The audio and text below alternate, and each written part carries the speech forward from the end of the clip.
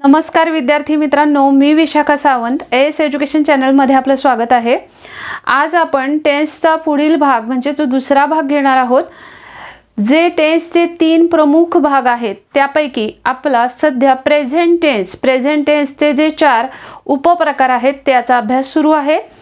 Present tense मधला पहिला भाग सिंपल प्रेझेंट टेन्स तो ऑलरेडी आपण अपलोड केलेला आहे। ज्या विद्यार्थ्यांनी तो बघितला नसेल तर तो नक्की बघा, जेणेकरून तुम्हाला टेन्स परफेक्ट समजू शकतील। टेन्स शिकवत असताना ते अतिशय सोप्या भाषेमध्ये शिकवलेले आहेत। शिवाय त्यावर आधारित साधारणतः प्रश्न कशा पद्धतीचे असतात ते सुद्धा आपण त्या व्हिडिओच्या शेवटी घेतलेला आहे। या व्हिडिओच्या शेवटीही आपण यावर आधारित प्रश्न बघणार आहोत, त्याच्यामुळे व्हिडिओ स्किप न करता शेवटपर्यंत नक्की पहा। आणि नेहमीची आग्रहाची विनंती, जे विद्यार्थी चॅनलला नवीन असतील त्यांनी चॅनलला सबस्क्राइब करायला विसरायचं नाही आणि लाईक आणि शेअर करायला अजिबात विसरायचं नाही। अनेक वेळेला मी लाईक करा असं कशासाठी सांगत असते तर बाळांनो, तुमच्यासारख्या अनेक गरजू विद्यार्थ्यांपर्यंत सोप्या भाषेतले व्हिडिओ पोचावेत आणि त्यांची इंग्लिशची असणारी भीती दूर व्हावी, हा त्यामागचा उद्देश आहे। मी कोणत्याही विद्यार्थ्याकडून कोणतीही फी घेत नाही, हे तुम्ही पहिल्यापासून बघितलं असेल। त्यामुळे लाईक आणि शेअर करायला काहीच अवघड नाहीये। त्यामुळे प्रत्येकाने लाईक आणि शेअर नक्की करा, जेणेकरून अनेकांची स्वप्न साकार होतील। तर आपण खूप वेळ न घालवता आज व्हिडिओचा पुढचा भाग म्हणजेच प्रेझेंट टेन्सचा दुसरा प्रकार जो आहे त्याला काय म्हणतात, प्रेझेंट कंटिन्युअस किंवा प्रोग्रेसिव्ह टेन्स तो बघणार आहोत। तर प्रेझेंट कंटिन्युअस किंवा प्रोग्रेसिव्ह एकदा जर तुम्हाला एक प्रकार लक्षात आला की त्याचे पुढच्या प्रकारामध्ये होणारे विशिष्ट बदल हे क्रमाने लक्षात येतील। त्यामुळे व्हिडिओचे भाग पहिल्यापासून जे त्याच्यावर क्रमांक टाकलेले आहेत त्याच्यानुसार तुम्ही बघा, म्हणजे टेन्स पक्क होईल आणि खात्री आहे की त्यानंतर तुम्हाला टेन्स याचं टेन्शनच राहणार नाही। तर बघा, आजचा भाग आहे प्रेझेंट कंटिन्युअस टेन्स, त्याला दुसरं नाव आहे प्रोग्रेसिव्ह टेन्स। आता मुळात ह्याचा मराठी अर्थ होतो चालू किंवा अपूर्ण वर्तमान काळ। म्हणजे एखादी क्रिया जर चालू असेल, अपूर्ण असेल तर त्याला अपूर्ण, जसं मी म्हटलं मी पत्र लिहित आहे किंवा मी आंबा खात आहे असं जर म्हटलं, मी आंबा खात आहे, तर या वाक्यामध्ये बघा माझा आंबा खाणे क्रिया कोणती चालली आहे, आंबा खाण्याची। आंबा खाऊन झालेला आहे का, नाही, सध्या क्रिया सुरू आहे आणि ती सुरूच आहे, संपलेली नाही। जे वाक्य असं असतं की ज्याच्यामध्ये क्रिया ही अपूर्ण दर्शवलेली असते, पूर्ण दर्शवलेली नसते, ती सध्या चालू आहे, असा जो काळ असतो त्याला प्रेझेंट कंटिन्युअस टेन्स किंवा प्रोग्रेसिव्ह टेन्स असं म्हणतात। आता ह्याचे पण जसं आपण सिंपल प्रेझेंट टेन्सचे जसे अफर्मेटिव्ह सेंटेन्स म्हणजेच पॉझिटिव्ह सेंटेन्स, नेगेटिव्ह सेंटेन्स असे बघितले होते, तसे याचेही या सेंटेन्सचे तीन प्रकारचे भाग असतात। मग प्रेझेंट कंटिन्युअस टेन्सचे नक्की पहिल्यांदा आपण बघायचं आहे ते पॉझिटिव्ह सेंटेन्स किंवा अफर्मेटिव्ह सेंटेन्स जे प्रेझेंट कंटिन्युअस टेन्स ते असतात। ते थोडक्यात काय की प्रेझेंट कंटिन्युअस टेन्सचे अफर्मेटिव्ह किंवा पॉझिटिव्ह सेंटेन्स कसे असतात। अफर्मेटिव्ह किंवा पॉझिटिव्ह सेंटेन्स म्हणजेच होकारार्थी वाक्य, चालू किंवा अपूर्ण वर्तमानकाळी होकारार्थी वाक्य कशी असतात हे बघायचं आहे। आता ह्याच्यामध्ये बघा, ह्याच्यामध्ये नियम काय लक्षात ठेवायचे आहे।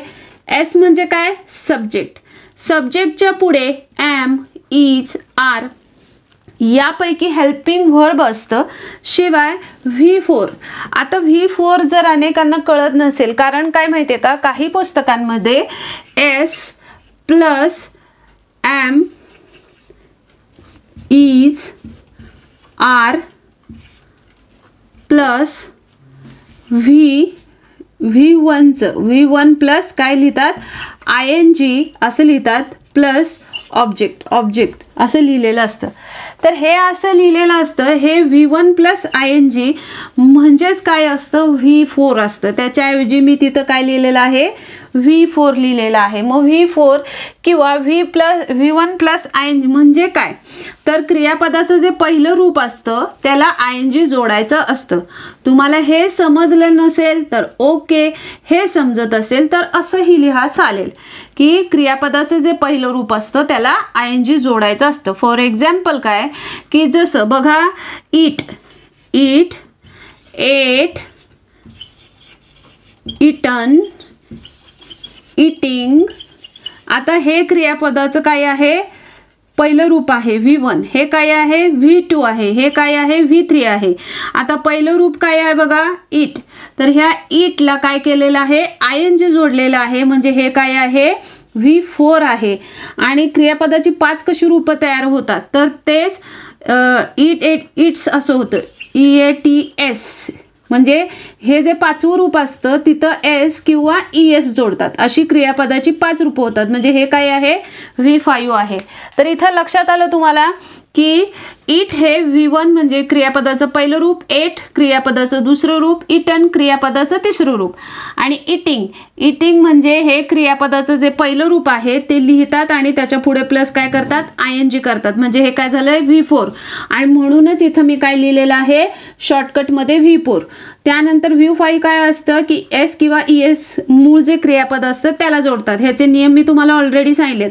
तर तिथं काय करायचं, इथं टी आहे व्यंजन त्यामुळे S येतं, त्यामुळे V5 काय आहे, इट्स. अशी एकूण खरं तर क्रियापदाची 5 रूपं असतात. त्यापैकी ही जी 3 रूपं आहेत तीच जास्त वापरली जातात. पुढं आता आपण आपल्या मेन सेंटेन्सकडे वळूया. जसं बघा काय लिहिलेलं आहे नियम, सब्जेक्ट. जसं बघा, मी आंबा खात आहे असं असेल. मी आंबा खात आहे म्हणजे माझी सध्या आंबा खाण्याची क्रिया सुरू आहे आणि ती संपलेली नाही, चालू आहे. अजून आंबा खाण्याची क्रिया अपूर्ण आहे. मग सब्जेक्ट काय आहे, मी. त्याच्याऐवजी मी म्हणजे आपण घेतलं आय. त्यानंतर जर आता इथे एक नियम लक्षात ठेवा, इथे एम इज आर कोणत्या सब्जेक्ट पुढं जोडायचं असतं. एम इज आर म्हणजे इथे लिहिलं नाही subject plus am is are, ते कोणत्या सब्जेक्ट पुढे जोडायचं असतं, तर एम कुठे जोडायचं असतं, आय पुढे जोडायचं असतं. इज कुठे जोडायचं असतं, तर he, she, it and any singular noun किंवा कोणतंही नाऊन. फॉर एक्झाम्पल आपण गेल्या वेळेला घेतलं होतं राम, तुम्हाला वॉट एव्हर कुठलंही आवडेल ते घ्या. तर इज कशा पुढे, he, she, it and any singular noun. Are कशा पुढे, यू, वी, दे. हे जे प्युरल सब्जेक्ट आहेत ते प्रनाउन आहेत त्याच्या पुढे काय करायचं आहे, आर जोडायचं आहे. Is, he, she, it and singular noun. Am कशा पुढे जोडायचं आहे, तर आय पुढे जोडायचं आहे. हे तुम्ही स्क्रीनशॉट काढून ठेवा. तर हे जे आहे हे सिंग्युलर नाऊन, सिंग्युलर सब्जेक्ट पुढं हे जोडायचं आहे कुठलं, इज. आणि प्युरल सब्जेक्ट पुढं काय जोडायचं आहे, आर जोडायचं आहे. आणि आयच्या पुढं काय जोडायचं आहे, एम. एम नेहमी आयच्या पुढं जोडतात. मग आता इथं सब्जेक्ट काय झालेलं आहे, आय. मग आयच्या पुढं एम इज आर पैकी काय जोडणार, एम. I am. आता काय म्हटलं, V4 म्हणजे आय एम. इथं इट प्लस काय करणार, ING, इटिंग. मँगो. हे झालं ह्या सब्जेक्टचं वाक्य, मी आंबा खात आहे. I am eating a mango. आता ही सब्जेक्ट घेतला, ही, शी, इट असं सब्जेक्ट घेतलं तर ह्याच्या पुढे येणारं एम इज आर पैकी काय लिहायचं आहे, इज लिहायचं आहे. मग ही, शी, इट काय करायचं, इज इटिंग अ मँगो हे येणार. आलं लक्षात. He is eating a mango. She is eating a mango and it is eating a mango असं येईल. पुढचं बघा, आर कशा पुढे जोडायचं. आता तिथं आपण सब्जेक्ट कुठले घेऊया, यू घेऊया, वी घेऊया आणि दे घेऊया. आता इथं मी काय केलंय त्याच्यानुसार जे प्युरल सब्जेक्ट आहेत ते इथं एकदम घेतलेले आहेत. ॲक्च्युली क्रम I, we, you, he, she, it, they असा असतो. तुम्हीही कदाचित 5 स्टँडर्ड पासून तेच पाठ केलेलं असेल. आता यू, वी आणि आर ह्याच्या पुढे आपण काय जोडतो, आर जोडतो. तर आर जोडलं तर आर काय होणार, you are eating a mango. आता हे मला वाक्य 17 वेळा लिहायला लागून नये म्हणून मी हा काढलेला शॉर्टकट आहे. तुम्ही बाळांनो असं करायचं नाही आहे, प्रॅक्टिस करा म्हणजे तुमच्या लक्षात येईल. You are eating a mango, we are eating a mango, they are eating a mango असं होईल. समजलं. तर अशा पद्धतीनं ही कशाची पॉझिटिव्ह सेंटेन्स तयार होतात. कशाची, चालू किंवा अपूर्ण वर्तमान काळाची. समजलं का. सगळ्यात सोपं टेन्स आहे, काहीही टेन्शन घेण्यासारखं नाही. बघा चालू किंवा अपूर्ण वर्तमान काळी नकारार्थी वाक्य कसं असतं हे बघायचं आहे. म्हणजे क्रिया चालू असते किंवा अपूर्ण असते अशी जी नकारार्थी वाक्य असतात ती कशी असतात. साधी आणि सोपी. आधी आपण कसली बघितली, पॉझिटिव्ह सेंटेन्स बघितली. पॉझिटिव्ह सेंटेन्सची जी रचना असते तीच सेम असते, फक्त एम इज आर नंतर काय जोडायचं असतं, नॉट जोडायचं असतं. बाकी वाक्य सेम असतं, बाकी काहीही फरक याच्यामध्ये नसतो. त्याच्यामुळे नेगेटिव्ह सेंटेन्स करत असताना जसं बघा सब्जेक्ट आताच बघितलं आपण की सब्जेक्ट जर आय असेल तर आयच्या पुढे आपण काय जोडत असतो, एम जोडत असतो. तर आय हा सब्जेक्ट आहे, त्याच्या पुढे आपण काय जोडलं, एम. त्यानंतर नॉट लिहायचं, not. I am not eating. Eating म्हणजेच काय आलं, हे V4 आलं, बरोबर आहे. किंवा इट प्लस ING तुम्ही लिहिता तसं, eating a mango, eating a mango. हे अशा पद्धतीचं वाक्य तयार होतं नेगेटिव्ह सेंटेन्सचं.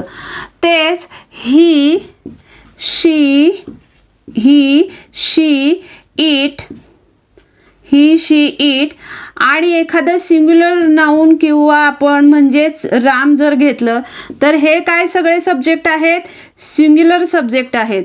तर यांच्या पुढे काय जोडायचं असतं, ह्या सर्वांच्या पुढे काय जोडायचं असतं, इज जोडायचं असतं. बाकी वाक्य सेम कॅरी होतं. जसं he is not eating a mango, he is not eating a mango. तुम्ही अशा पद्धतीनं प्रॅक्टिस करू शकता. He is not eating a mango, she is not eating a mango, it is not eating a mango and Ram is not eating a mango. एवढं negative sentence चालू किंवा अपूर्ण वर्तमान काळी करणे सोपे आहे. पुढचं बघा, पुढचे प्युरल सब्जेक्ट घेऊया. प्युरल सब्जेक्ट म्हणजेच कुठले, यू, देन कुठलं येतं, वी आणि दे. हे कसले सब्जेक्ट आहेत, प्युरल सब्जेक्ट आहेत.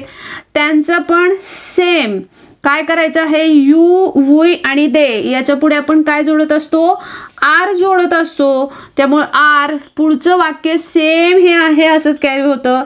R not eating a mango असंच वाक्य होतं. आता बघा म्हणजे कसं येणार, you are not eating a mango, we are not eating a mango, they are not eating a mango. असा त्याच्यामधला फक्त म्हणजे नॉट हे काय करायचं आहे, हे जे हेल्पिंग वर्ब आहेत त्यांच्या पुढे फक्त नॉट जोडायचं की काय होतं, नेगेटिव्ह सेंटेन्स तयार होतात. एवढं सोपं आहे नेगेटिव्ह सेंटेन्स. कशातले तयार करणं, चालू किंवा अपूर्ण वर्तमान काळी. चालू किंवा अपूर्ण वर्तमान काळी प्रश्नार्थी वाक्य कशी असतात ती बघायची. प्रश्नार्थी वाक्य म्हणजेच इंटरोगेटिव्ह सेंटेन्स कशा पद्धतीने असतं ते बघायचं आहे. आता ही जी लिहिलेली आहेत ही सगळी पॉझिटिव्ह सेंटेन्स आहेत. कशी आहेत, अफर्मेटिव्ह किंवा पॉझिटिव्ह सेंटेन्स आहेत. तर आता ह्याच्याबद्दल बघा की त्याचं रूपांतर इंटरोगेटिव्ह कसं करायचं. तर I am eating a mango ह्याच्यामध्ये फारसा काही बदल करायचा नसतो. बदल एकच असतो, वाक्याच्या शेवटी क्वेश्चन मार्क येतो आणि हे जे हेल्पिंग वर्ब आहे हे हेल्पिंग वर्ब ह्या सब्जेक्टच्या कुठे येतं, पुढे येतं. फॉर एक्झाम्पल जसं I am eating a mango, तर इथं काय करायचं, ए कॅपिटल करायचा एम मधला. तर हा am I eating a mango असं येतं त्याचं. आणि शेवटी काय करायचं, क्वेश्चन मार्क द्यायचा म्हणजे त्याचे इंटरोगेटिव्ह सेंटेन्स तयार होतं. सेम तसंच म्हणजेच मी आंबा खात आहे आणि त्याचं पुढचं त्याचं झालेलं प्रश्नार्थी वाक्य. पुढचं he is eating a mango, same बदलतोच. ह्याच्यामध्ये हेल्पिंग वर्ब काय आहे? इज. ते कुठं आलं पाहिजे? ही या सब्जेक्टच्या पुढं आलं पाहिजे. म्हटल्यानंतर is he eating a mango, हा बदल होणार. एवढंच, बाकी काही नाही. हे आहे ते पुढचं वाक्य ही घेऊन पुढचं हे वाक्य आहे तसंच लिहायचं असतं. बाकी त्याच्यामध्ये कोणताही बदल होत नाही. आणि शेवटी क्वेश्चन मार्क द्यायचा असतो. सेम तसंच काय करायचं असतं? हेल्पिंग वर्ब कुठला आहे? इज. ते काय करायचं असतं? ह्याच्या पुढे घ्यायचं असतं. मग काय येणार? Is she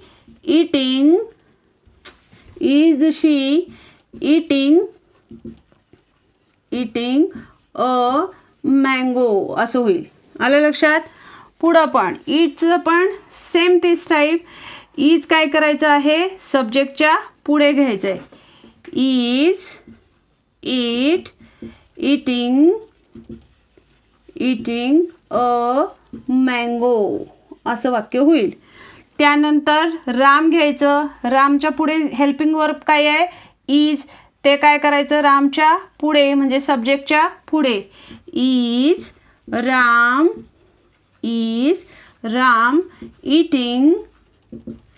eating a mango. इकडे शेवटी क्वेश्चन मार्क द्या. माझ्याकडून चुकून द्यायचं राहिलं तर शेवटी काय करायचं आहे? क्वेश्चन मार्क द्यायचा आहे. कारण ते सेंटेन्स कसं आहे? इंटॅरोगेटिव्ह सेंटेन्स आहे. सेम त्या टाईप हे काय आहे? प्युरल सब्जेक्ट आहे. आणि हे आर काय आहे? हेल्पिंग वर्ब आहे. आर ह्या सब्जेक्टच्या पुढे घ्यायचं. कसं होईल? Are you eating a mango होईल कसं? Are you eating a mango असं होईल. Are you eating a mango. पुढचं हे आर आहे, हे वी या सब्जेक्टच्या पुढे घ्यायचं. Are we eating a mango. Are we eating a mango असं होईल. पुढे हे आर हे हेल्पिंग वर्ब आहे. हे कुठे घ्यायचं आहे? दे या सब्जेक्टच्या पुढे घ्यायचं. Are they eating a mango. Are they eating a mango असं होईल. तुम्ही अशा टाईपनी प्रॅक्टिस करून बघा. शेवटी क्वेश्चन मार्क द्यायला विसरायचं नाही. जे माझ्याकडून राहते तर काय करायचं? क्वेश्चन मार्क देणं गरजेचं आहे. कारण ते वाक्य कसं आहे? प्रश्नार्थी वाक्य आहे किंवा इंटॅरोगेटिव्ह वाक्य आहे. आता आपण काय बघितलं? प्रेझेंट कंटिन्युअस किंवा प्रोग्रेसिव्ह टेन्स असं ज्याला म्हणतात, त्यालाच मराठीमध्ये चालू किंवा अपूर्ण वर्तमान काळ म्हणतात. त्याच्यामधले आपण अफर्मेटिव्ह किंवा पॉझिटिव्ह सेंटेन्स आणि नंतर नेगेटिव्ह सेंटेन्स. आता आपण काय बघितलं? इंटॅरोगेटिव्ह सेंटेन्स म्हणजेच काय? प्रश्नार्थी वाक्य बघितली. अशा 3 पद्धतीची वाक्य चालू किंवा अपूर्ण वर्तमानकाळी कशी असतात हे अगदी आपण सोप्या भाषेमध्ये बघितले. जर चालू किंवा अपूर्ण वर्तमानकाळी किंवा प्रेझेंट कंटिन्युअस किंवा प्रोग्रेसिव्ह टेन्स याचं जर प्रॅक्टिस करायचं असेल, आपण जे 3 वाक्य प्रकार शिकलो तर आणि अशा टाईपनी तुम्ही प्रॅक्टिस केलं की नाही प्रत्येक टेन्सचं, मी प्रत्येक टेन्समध्ये त्याचं पॉझिटिव्ह सेंटेन्स असेल, नेगेटिव्ह सेंटेन्स असेल, इंटॅरोगेटिव्ह सेंटेन्स असेल, हे तिन्ही प्रकार घेणार आहे प्रत्येक टेन्सच्या प्रकारामध्ये. मग तुम्ही काय करायचं आहे? सेम या टाईपनी टेबल करायचं आहे. एक पॉझिटिव्ह सेंटेन्स घेतलं त्याचं निगेटिव्ह सेंटेन्स करून बघायचं आहे, त्याचंच इंटॅरोगेटिव्ह सेंटेन्स करून बघायचं आहे. जेणेकरून तुमचं प्रॅक्टिस काय होणार आहे? परफेक्ट होणार आहे आणि तुम्ही टेन्स कधीच विसरणार नाही आणि टेन्सचं टेन्शन कधीच येणार नाही.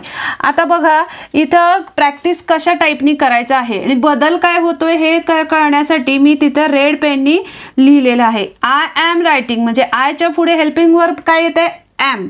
आय एम रायटिंग याचाच अर्थ काय? मी लिहित आहे. आय एम नॉट रायटिंग नकारार्थी नेगेटिव्ह सेंटेन्स करायचं असेल तर आय एम नॉट म्हणजे एमच्या पुढे फक्त बदल काय होतोय? नॉट हे लिहिलं जातंय. आय एम नॉट रायटिंग मी लिहित नाही आहे असा अर्थ होतो. प्रश्नार्थी किंवा इंटॅरोगेटिव्ह, प्रश्नार्थी म्हणजेच प्रश्नार्थक असंही म्हणतात. इंटॅरोगेटिव्ह सेंटेन्स बदल काय होतात, शेवटी क्वेश्चन मार्क येतो. आणि हा जो सब्जेक्ट हेल्पिंग वर्ब आहे ते काय येतं, सब्जेक्टच्या आधी येतं. जसं बघा इथे हेल्पिंग वर्ब आलं आणि नंतर काय आलंय, सब्जेक्ट आलंय. ॲम आय रायटिंग म्हणजे मी लिहित आहे का असा अर्थ होतो. तर सेम याच टाईपने तुम्ही प्रॅक्टिस करायचं आहे. एक वाक्य मी प्रॅक्टिस करून दाखवते, बाकी तुम्ही प्रॅक्टिस करा. लक्षात घ्या, तुम्ही जेवढं प्रॅक्टिस करणार आहात तेवढं इंग्लिशमध्ये परफेक्ट होणार आहात आणि इंग्लिशची भीती 100% तुमची निघून जाणार आहे. मग यावर आधारित कसेही क्वेश्चन विचारू देत, ते TCS असू दे किंवा IBPS असू दे, काहीही प्रॉब्लेम येणार नाही. आता बघा इथं काय येणार, ही शी इट यांच्या, ही शी इट किंवा राम हे काय आहे, सिंग्युलर सब्जेक्टचे आहेत. त्यामुळे त्याच्या पुढे आपण काय वापरतो, नेहमी इज वापरतो. त्यामुळे ही शी इट राम यांच्या पुढे काय येणार, इज येणार. म्हणजे he is, she is, it is, Ram is असंच येणार आहे. अशा टाईपने प्रॅक्टिस करा. पुढे जे आहे रायटिंग ते सेम तसंच ॲज इट इज फॉलो होणार आहे. रायटिंग सेम इथं स्टॅप टाईपनी, it is writing, Ram is writing असं होणार आहे. पुढे बघा, पुढे आता इथलं घ्यायचं काय, वीच्या पुढे कुठलं हेल्पिंग सब्जेक्ट, हेल्पिंग वर्ब घेतो आपण are. We are, you are, they are, आलं लक्षात. आणि रायटिंग हे ॲज इट इज तिथं काय होणार आहे, सेम त्याच type. We are writing, you are writing and they are writing असंच होईल. आता ह्या वाक्याचं बघा, आय ॲम नॉट रायटिंग, फक्त बदल काय होतोय, हे जे नॉट आहे ते येत आहे पुढे. मग आता he, she it, he she it and Ram. पुन्हा घ्या, काय येणार, ही शी इट. एखादं सिंग्युलर नाउन असेल तर आपण त्याच्या पुढे काय घेतो, इज घेतो. त्यामुळे he is, she is, it is, Ram is. त्यानंतर पुढे काय घ्यायचं आहे, not. He is not, she is not, it is not, Ram is not. पुढे हे जे रायटिंग आहे ते जसंच्या तसं लिहायचं.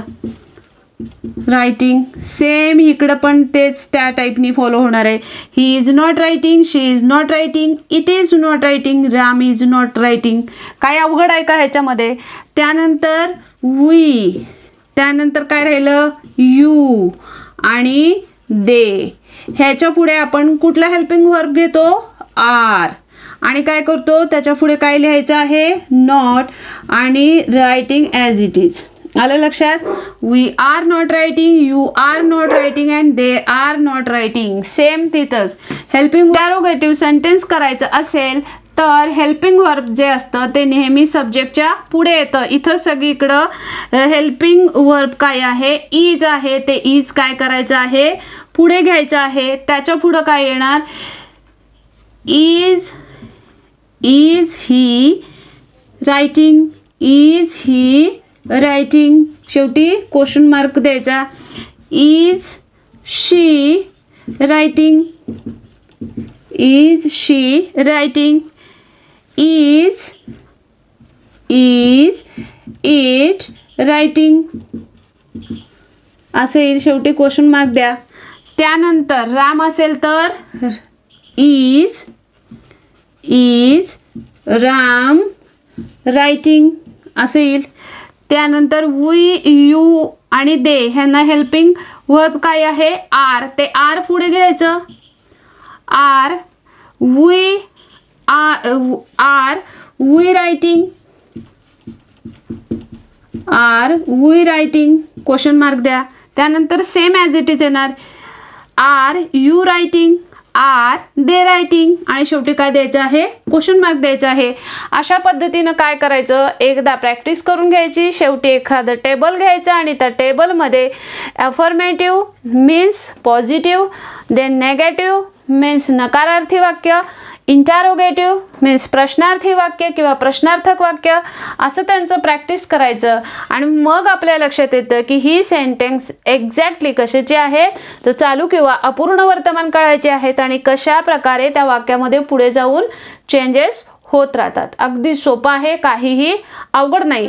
किंवा अपूर्ण वर्तमान काळामध्ये अपूर्ण वर्तमानकाळी वाक्यामध्ये जे विशिष्ट शब्द असतात त्यांचा कशा पद्धतीने वापर होतो ते बघा. जसं नाऊ किंवा at present, at this moment हे जे शब्द आहेत यांच्यामध्ये यांचा सुद्धा वापर चालू किंवा अपूर्ण वर्तमान काळामध्ये केला जातो. अशा पद्धतीची वाक्य परीक्षेला येतात. हे आपण बघणार आहोत, पुढे प्रश्न बघणार आहोत त्यावेळेला. त्याच्यामुळे व्हिडिओ कंटिन्यू पाहायचा आहे, मध्ये स्किप करायचं नाही, तुमचंच नुकसान होणार आहे. महत्त्वाचे पॉईंट्स तुम्हाला कळणार नाहीत. आता बघा, they R teaching English now म्हणजेच काय, ते आता इंग्रजी शिकवत आहेत. म्हणजे इथं हे जे नाऊ वापरलं आहे ते या वाक्यामध्ये वापरले. आता मग आपल्याला अशा पद्धतीची वाक्य असतील तर कसं ओळखायचं, साधी सोपी गोष्ट आहे. हेल्पिंग वर्ब काय आहे, आर. पुढे टीच हा शब्द आहे, त्याला वर्ब आहे आणि त्याला काय आहे, ING प्रत्यय आहे. म्हणजे हे वाक्य 100% कसं आहे, चालू वर्तमान काळी आहे हे लक्षात येते. पुढचं बघा, my daughter is going to school at present असं म्हटलंय.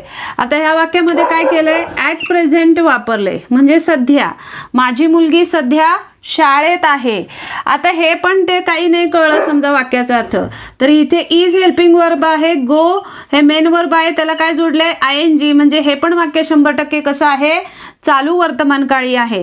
शी is reading a book at this moment असं म्हटलंय. या क्षणाला या क्षणाला ती एक पुस्तक वाचत आहे. She is reading a book at this moment, या क्षणाला ती पुस्तक वाचत आहे. आता ॲट दिस मोमेंटचा वापर अशा वाक्यांमध्ये केला जातो. जसं इथं पण कसं ओळखायचं, इज हे हेल्पिंग वर्ब आहे, त्याच्या पुढे रीड हे मेन वर्ब आहे, त्याला काय जोडलेलं आहे, ING प्रत्यय जोडलाय. म्हणजे हे वाक्य काय आहे, 100% चालू किंवा अपूर्ण वर्तमानकाळी म्हणजेच प्रेझेंट कंटिन्युअस टेन्स आहे आणि किंवा त्याला प्रोग्रेसिव्ह टेन्स हे असं म्हणतात. तर तशी वाक्य म्हणजे जे प्रेझेंट कंटिन्युअस टेन्स असतं किंवा प्रोग्रेसिव्ह टेन्स असतं त्याच्या वाक्यामध्ये now, at present, at this moment यांसारख्या शब्दांचाही वापर केला जातो. शिवाय बघा इथे डोंट डिस्टर्ब दिले, त्याचाही वापर अशा पद्धतीच्या वाक्यांमध्ये होतो, चालू किंवा अपूर्ण वर्तमानकाळी वाक्यांमध्ये होतो. For example, don't disturb me, I am reading a book. आता इथं पण बघा, ॲम हे हेल्पिंग वर्ब आहे, रीड हे मेन सब्जेक्ट आहे, त्याला काय जोडलेलं आहे, ING प्रत्यय जोडलाय. म्हणजे ते अपूर्ण किंवा चालू वर्तमानकाळी वाक्य आहे, प्रेझेंट कंटिन्युअस टेन्स आहे. आता त्याच्या पुढे डोंट डिस्टर्ब, इथं पण बघा, don't disturb him, he is writing.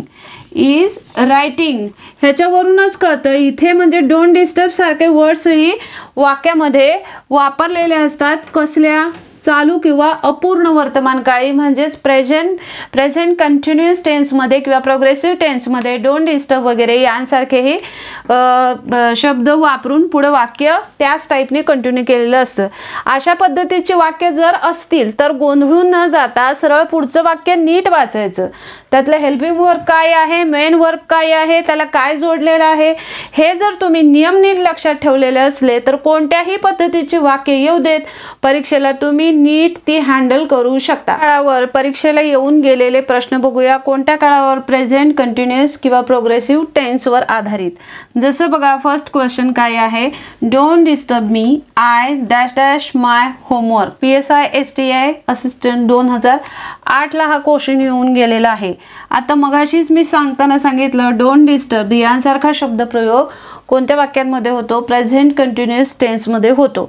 आणि त्याच्यासाठी आता इथं ऑप्शनला दिलं will, do, did and doing. तर आयच्या पुढे जे हेल्पिंग वर्ब लागतं ते कुठलं असतं, ॲम असतं.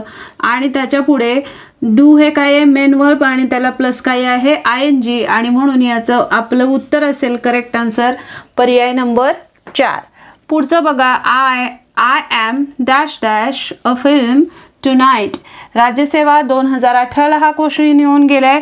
आता बघा, आय हे काय आहे, आय हे सब्जेक्ट आहे.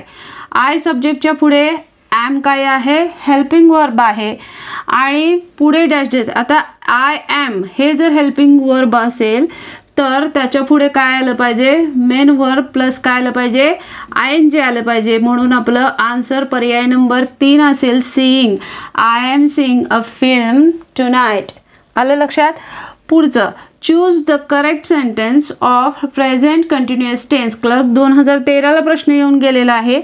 फर्स्ट सेंटेन्स बघा. आता आपण हे ऑलरेडी शिकलोय. त्याच्यामध्ये कोणकोणते हेल्पिंग वर्ब असतात, ॲमिजार असतात, बरोबर आहे.